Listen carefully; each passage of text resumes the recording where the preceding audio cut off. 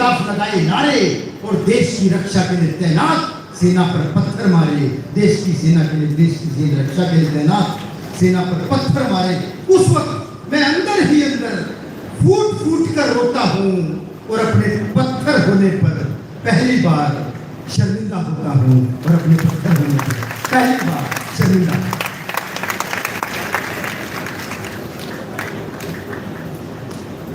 पत्थर के माध्यम से बहुत संवेदनशील कविता रसिक जी ने सुनाई।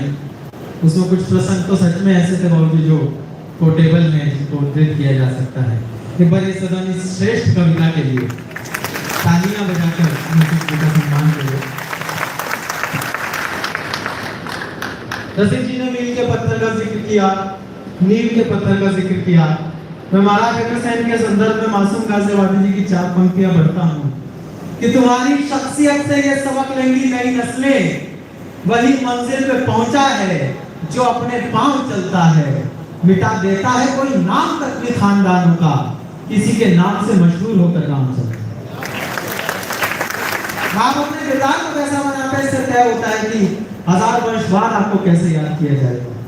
और किसी गलतफहमी में नहीं हो साहब, इस देश में रहिए कहा जाता है इस देश को राजनेता चलाते हैं, इस देश में कहा जाता है इस देश को उद्योगपति चलाते हैं, हमें यह बताया जाता है कि इस देश को ब्यूरोक्रेट्स चलाते हैं।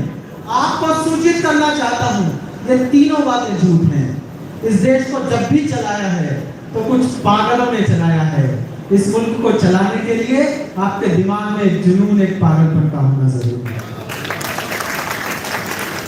और अब थोड़े संजीदा होकर बैठना।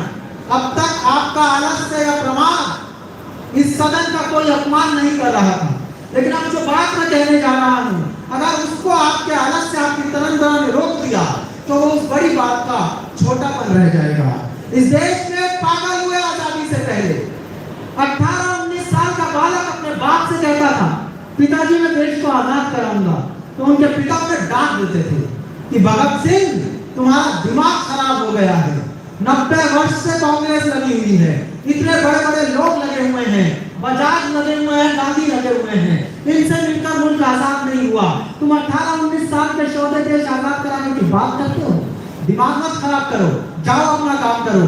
तब भगत सिंह एक शेर पढ़ते थे कि इन्हीं बिगड़े दिमागों में कहीं खुशियों के लक्ष्य हैं, इन्हीं बिगड़े दिमागों में कहीं खुशियों के लक्ष्य हैं। हमें पागल ही रहने दो कि हम पागल भी हैं। आज भी इस मुल्क में 18, 19, 20, 22, 24, 26 साल के ऐसे बहुत सारे पागल मौजूद हैं जिनका आप नाम नहीं जानते, जिनकी आप शक्ल नहीं जानते, जो आपके फेसबुक फ्रेंड भी नहीं हैं और जिनके मर जाने पर 2 आंसू बहाने की फुर्सत भी आपके पास नहीं होगी। लेकिन वो 18-20 साल के लड़के -45 और +45 डिग्री में हवाओं पर रखकर ये संदेश आप तक भिजवाते हैं कि हिंदुस्तान वालों जब अपने त्योहार मनाओ तो सुरक्षा की चिंता मत करना, क्योंकि दुश्मन की गोलियां झेलने के लिए हमारी छातियां सीमाओं पर तैनात हैं।